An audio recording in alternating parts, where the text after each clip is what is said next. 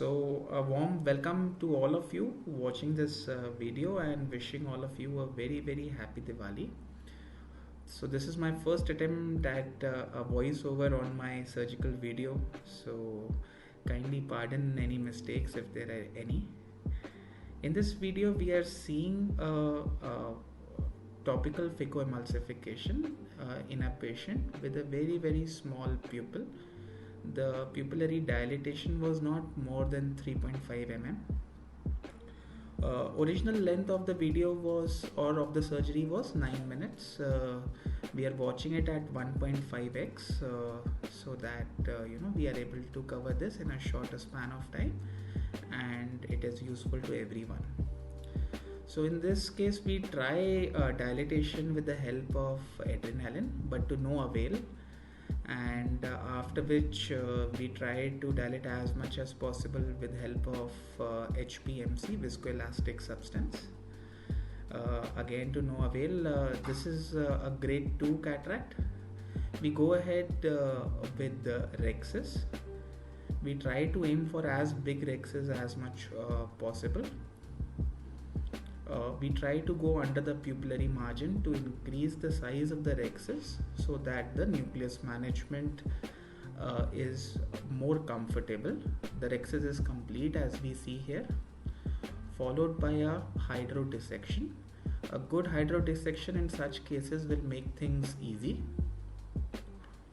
So as we see that hydrodissection is complete, now we go ahead with phacoemulsification. So in my hands and with the experience, I have realized that for up till grade 2, grade 3 of cataracts with lesser dilatation, it can be managed without using pupillary dilatation devices. So hence I try to avoid any such device to avoid damage to the pupillary sphincter and long-term troubles to patients in bright light. So we must try to preserve as much as possible, try to be as conservative as much as possible. We go for a direct chop and we keep on debulking the bag to make nuclear management easy. This is grade 2 cataract and chopping is fairly comfortable in such cataracts. I use the second instrument, the chopper, to rotate the nucleus to bring the bulk of the nucleus in front of my phacoprobe. An attempt should be made to stay in the central safe zone and not venture too much into periphery with the phacoprobe to avoid any kind of chances of posterior capsular rupture. We must try and keep settings to in such a fashion that there is not much of turbulence in AC and AC is well maintained at all times. We must make an attempt to be in the center and aspirate the epinucleus sheet. This will make managing the case much more easier. As we see that the nucleus is completely out of the eye. Now again with the help of viscoelastic we attempt some dilatation, how much ever possible. And now we'll go for the cortical cleanup. So cortical cleanup is also challenging because much part of the cleanup is not in direct vision. So we try to go under the pupillary margin. For a moment we give more vacuum and try to bring the cortex to the center pupillary plane, the visible plane, before aspirating it.